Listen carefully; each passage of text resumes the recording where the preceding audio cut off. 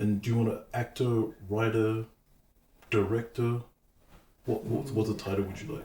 Just say wannabe film star. No. G'day folks, welcome back to the Convo Couch. My name is Lawrence. I'm Sun. And on this week's episode, we have the wonderful actor, Deirdre Campbell. But there's actually a proper way to pronounce her name. Deirdre, could you please enlighten us and let us know what's the actual way to pronounce your first name? My name is from the Irish, so you would pronounce my name Deirdre. Deirdre. Yes. But because I live in this beautiful country, most people just say Deirdre. Deirdre it is. I've never been a massive smiler either, which is why I was saying before that this work is helping me a lot more being in front of the camera than behind the camera. Now, I always blame my mother for that because she called me Deirdre, and it's an Irish folk story, and the name actually means sadness and sorrow. Oh, wow. So I said, don't expect me to be smiling like a mad thing all the time because of sadness and sorrow. But yeah. Also, is your family Irish by any chance? No, my family is Scottish and British by background. Okay. But she just liked the name. And it's Deirdre is also in the Scottish language, but it's spelt differently. Mm-hmm. So, and it's pronounced differently. But Mum liked it with the additional R in it, which meant all my life nobody spelt my name correctly. Nobody's pronounced it correctly. You know, I've worked twice with Irish people, and when they start calling me with the proper accent, everybody else is going, I've been calling you by the wrong name, or, oh, do I pronounce it wrong? Oh, I'm so sorry. The Australians are really bad with accents, really. Like, so it's Deirdre. It's pretty toxic. Oh. It's awful. It's like, I was lucky when I was in high school, I learnt French from a Mauritian teacher. So she had a lovely accent. I went to attend a class my mum was learning because I was going over to France. Many years later, she's still learning, but her teacher was Australian and her French was de billets, and I'm thinking, we've got no chance. If you go overseas, you've got no chance if people start talking like that at you. So I've always been very conscious. So maybe that's why somebody will ask me to do an accent in a role or something like that. Because I was saying before, my first job with theatre, I played a Greek character.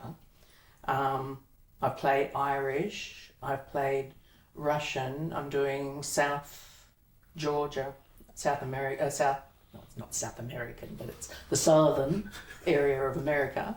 I get asked to do nonnas quite a bit, and I think it's people physically think I look like a nonna. I don't know. Maybe when my hair's a bit curly. Like an Italian nonna. Italian nonna, you have to do this for me, eh? Oh, she's on it. She's criticising all the food and how we're making it. I did a product launch video, so it's not a commercial thing. It's just within the company, and I was playing this guy's nonna. And when I saw the guy, I went, God, you've got to make me look a lot older because I'm only like about 5 years older than you. So I've got the grey hair and the white hair in there. And so he's an American guy, and we're talking, I'm doing my Italian nonna. And it was an ad-lib thing, which I probably find easier. Because another reason I went into the acting is for my brain, grey cells, to start memorising things a bit better, helping my brain keep alive. So we're just doing this bit of an improv about, eat, you got to eat, you're too skinny, what you talking about? You work too hard, you see, everybody does your work, you do nothing, no, it's no work. And he's going, wow. I thought, I want more grandbabies. But I've already got 5 kids. No, it's not enough. I want a football team. I want a football team.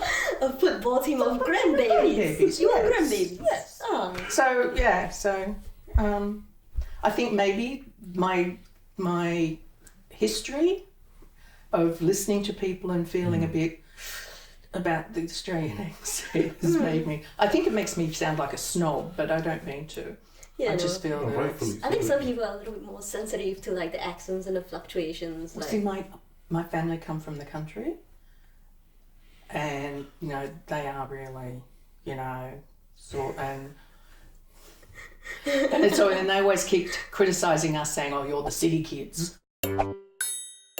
Yep. What's the folklore about? I'm just Okay, curious. it is very Montague and Capulet. It's very Romeo and Juliet. The landowner wanted to marry this villager peasant. She was a beautiful, of course, being Deirdre, she was a beautiful woman. But she was in love with another villager. And so tragedy ensued and he was killed and she ran away from the guy, the landowner, and she ended up dying. And so that's So like Romeo tragic and love Juliet story. to the end. Yep. Wow. Tragic love story. And that's Deirdre in that story. Sadness and sorrow. Yes. Ooh. Did your mom know that before she named it? Or? No, she Oh, just thought okay. it was nice. And then you researched Yeah. it because it was your name. Yeah, and I think, mind you, I didn't have hair for about the first 12 months of my life. I was one of these little bald kids that ran around at 8 months old. But Mum always liked the name Penelope, but Dad could never say it correctly. He Okay. used to say Penelope. And I think he said it because he didn't like the name. So So you could have been a Penelope. I could have been a Penelope, but I don't think that's me somehow. I think the name dictates a lot of how you would turn out, maybe, in terms of your personality. It does, but I know myself, if I'm introduced to somebody, I always try and make sure I get the pronunciation correct.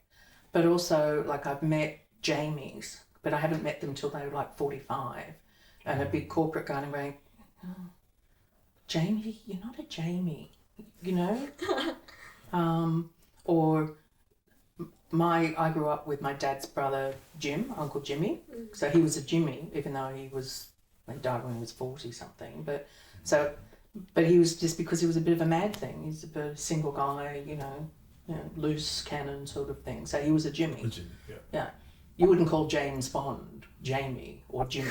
He's James, you know? Yeah. So True, yeah, it does true. make a lot of difference. What do you think of Lawrence, the name? So what do you think of yourself? You a Lawrence or you Larry? You're not a La? Well, when I was growing up, until I was about 5 years old, I couldn't spell Lawrence to save my life. So my middle name is Billy. And so I grew up in the first early years of my life just being called Billy by everyone in my family. Yeah. And so that manifested into when I'm at home with family, my name is Billy. Yeah. But when I leave the house, I'm Lawrence. The name that I call myself in music is Bowie Foley. And so that's based off my middle name and my last name combined together. So I feel like this kind of my approach to my names have manifested into my careers in terms of Lawrence Solar, the actor, or Bowie Foley, the musician. So You do feel like a Billy to me, actually. I know, I feel it now, just looking at with you both looking at me, Billy. It finally clicked. You're a Billy. Because like I just keep calling him Lawrence, and I'm like, you're not a Lawrence. It was very awkward just having my family pick me up and, Billy, have you seen Billy, asking these kids, and they'd get like this random person who wasn't me, just It's like, not Billy. here's Billy, like, what? What are the best 3 attributes for a director from your experience? Oh, God. Communication. You've got to be able to emote and tell everybody clearly and concisely what it is you're looking for. And regularly giving feedback.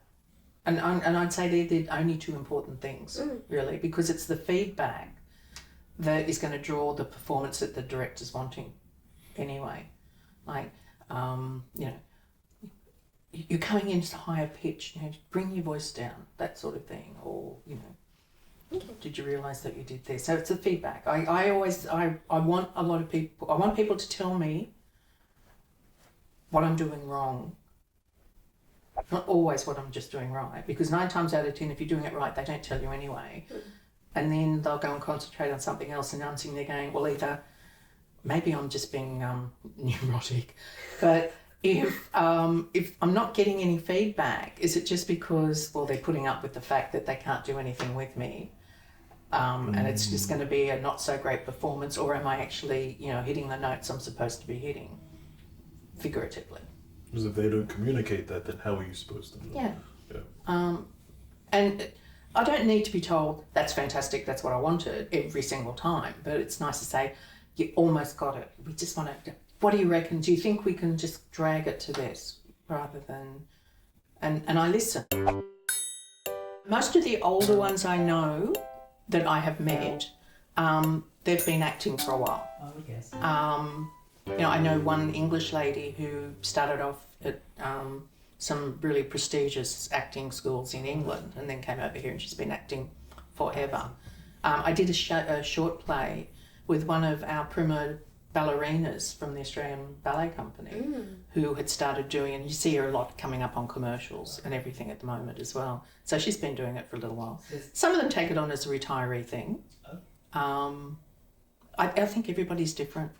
Everybody's different. You said it helps you. It helps me. I'm finding it because I've always been either writing or talking or presenting. If I find all of a sudden I'm in conversation and the word's gone, I'm thinking, my grandmother, she died at 102, but she did have dementia towards the latter part. I know I've still got a few years to go, but I don't want it to start any earlier because I know physically I'm not as good as my grandmother was at my age. I mean, she was still in her mid-late 80s, like painting under the eaves of the house and doing all this sort of stuff. Phenomenal. But the country lady, they just do all the things. So for me, memorising scripts, it's a good thing for my brain to get some exercise. Yeah, it's not the only reason I did it. As I said, I am a ham. Please, volunteers. St George Community Transport. I can give you the phone number. Yeah. 9585 3000. We work with over 65s. We take them in cars and buses to their appointments. We do social outings with them. We also work with disabled people to get them out of their house and become independent. And we're always looking for volunteers, somebody who might like to be a driver or an assistant on the buses on a social outing. You get to go on some great social outings. They were on the paddle wheeler at Windsor yesterday. They took 4 busloads there and had the whole paddle wheeler to themselves. Nice. So it was a great day. So please give us a call. Show some support. Woo! What is it? We need you.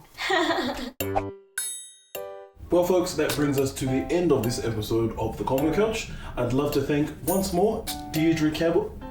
Deirdre Campbell for coming along today for this week. Again, I'm Lawrence. I'm Sun. And you've been watching The Convo Convo Couch. Couch. See you next time. Deirdre. Hi, I'd just like to say thank you to these lovely people here today for letting me have a little conversation with them. And if you're interested, I am in the Steel Magnolias in August out at Penrith, Ruby Productions. But I'd also like to say that St George Community Transport are a fantastic organisation and we're always after volunteers. We take people on social outings of all ages, disabilities and abilities. And it's a fantastic organisation. Give us a call, 9585 3000. Thank you. Well then, you could work in commercials. Do you think I could get a gig? It's about a 5-minute walk, so it's not far. You'll build up an appetite. I won't have to pay a fortune. You don't have to do the dishes afterwards. I think this is going to work out. It's a plan. All right. Yep. Now get yourself some clothes on.